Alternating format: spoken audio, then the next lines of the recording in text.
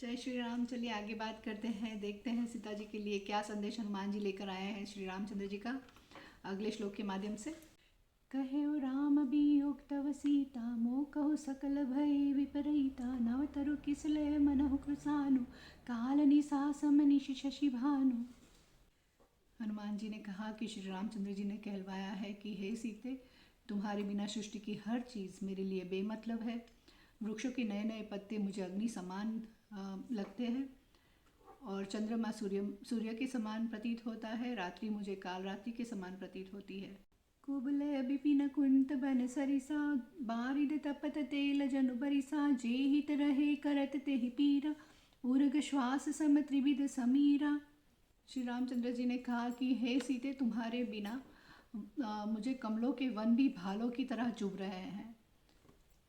बारिश जैसे कि खौलता हुआ तेल बरसा रही है और जो वायु चल रही है वो मुझे जहरीले सांप की सांस के समान महसूस हो रही है। जो पदार्थ मेरे अनुकूल थे वो सारे जैसे कि मेरे विपरीत हो गए। कहे उते कछु दुख घटी होई काहि कहो यह जान न कोई तत्व प्रेम कर ममारु तोरा जानत प्रिया एक मन मोरा सो मन सदा रहत तोहि पाही जानो प्रीति रस इतने ही माही प्रभु संदेश सुनत बह देही मगन प्रेम तन सुधि नहीं देही।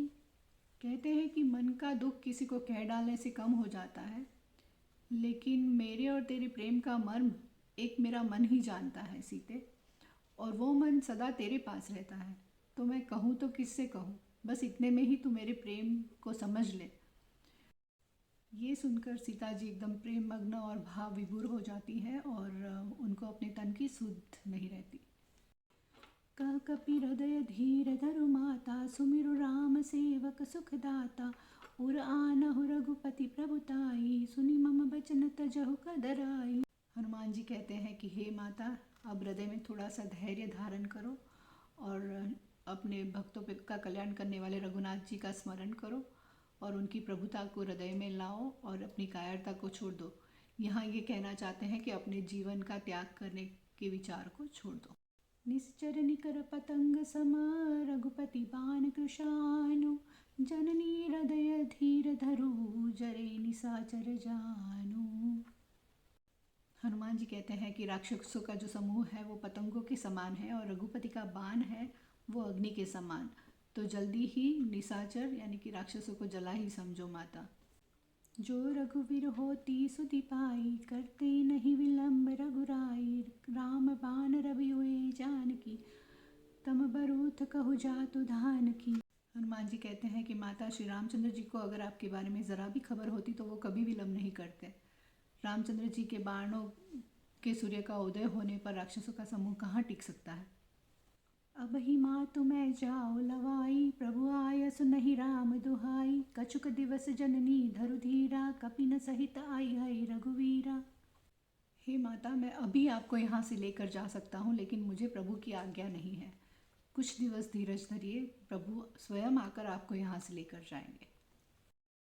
निश्चर मारि तो हिले जय ही त्रिपुर नारदादि जसु गए ही। प्रभु वानरों के समूह के साथ आएंगे और राक्षसों को मारकर आपको लेकर जाएंगे। तब है सुत कपि सब तुम ही समाना जातु धानति भट बलवाना मोरे हृदय परम संदेहा सुनि कपि प्रकट कीन्हि निज देहा। तो सीता जी कहती है कि लेकिन राक्षस तो बड़े ही बलवान योद्धा है और आप लोग सब छोटे छोटे हो। मेरे हृदय में बहुत ही संदेह हो रहा है, ये कैसे मुमकिन होगा। मोरे हृदय परम संदेहा सुनि कपि प्रकट कीन्हि निज देहा कनक भूधराकार शरीरा समर भयंकर अति बलवीरा। ये सुनकर हनुमान जी बहुत ही विकराल स्वरूप धारण कर लेते हैं सीता जी के सामने और सीता जी एकदम आश्चर्यचकित हो जाती है और देखती है।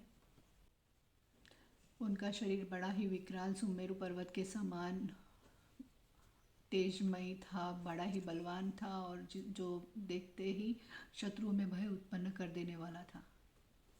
तामन भरोस तब भयो पुनि लघु रूप पवन सुत लयो। उनका विकराल स्वरूप देखकर सीता जी को संतोष हुआ, उनको उन पे भरोसा हुआ। फिर वापस हनुमान जी ने अपना छोटा सा स्वरूप धारण कर लिया।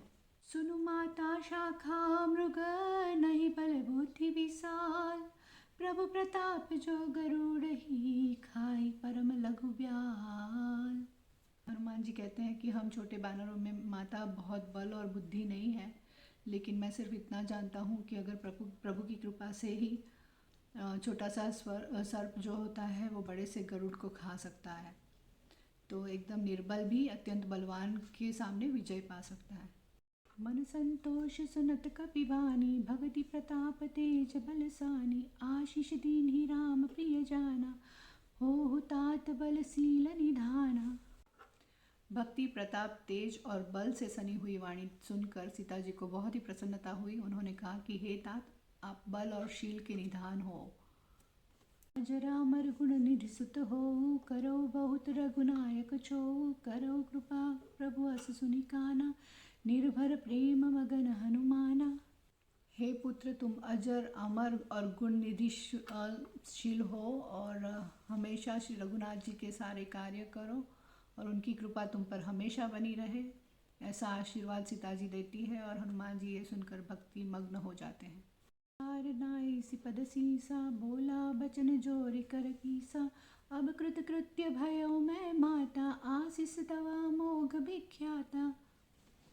तब हनुमान जी उनके सामने शीश नमाकर हाथ जोड़कर कहते हैं कि माता, आज मैं कृतज्ञ हो गया, आपका आशीष सत्य होता है, ये बात जगत में प्रख्यात है। सुनहु मातु मोहि अतिशय भूखा, लागी देखी सुंदर फल रूखा, सुन सुत करहि विपिन रखवारी, परम सुभट रजनीचर भारी। हनुमान जी कहते हैं, सुनिए माता, मुझे ये सारे सुंदर फूल के वृक्ष देखकर बहुत ही भूख लग रही है। तो सीता जी कहती है कि सुनो बेटा, यहाँ पर बहुत सारे बलवान योद्धा इसकी रखवाली कर रहे हैं। तीन कर भय माता मोहि नाही, जो तुम सुख मानहु मन माही। हनुमान जी कहते हैं कि अगर आप आज्ञा दो तो मुझे उन लोगों का तो कोई भी भय नहीं है। देखी बुद्धि बल निपुण कपी, कहे जानकी जाओ, रघुपति चरण हृदय धरी, तात मधुर फल खाओ। हनुमान जी को बल और बुद्धि में निपुण देखकर सीता जी कहती है कि हे तात, जाओ और रघुपति को अपने हृदय में धारण करके मधुर फल को खाओ।